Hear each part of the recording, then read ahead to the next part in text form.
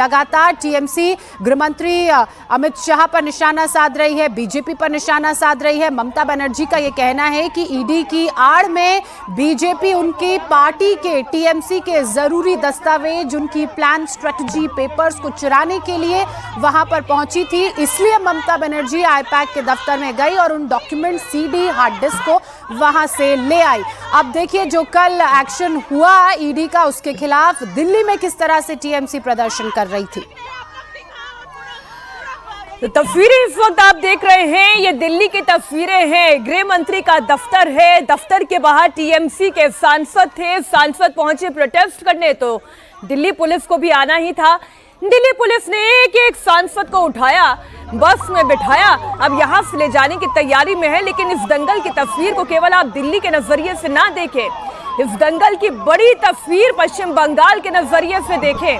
हमारे सहयोगी शोएब रजा इस वक्त जुड़ चुके हैं। शोएब, जरा बताएं वहां क्या हो रहा है।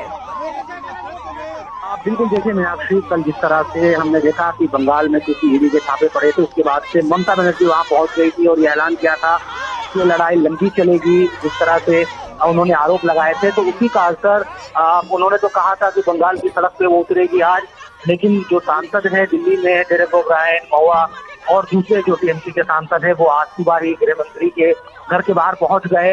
हालांकि ये पूरी जो सड़क है गृह मंत्री के घर के आसपास की, इसको बड़ी सतर्कता के साथ एक तरीके से पुलिस द्वारा बंद भी रखा जाता है।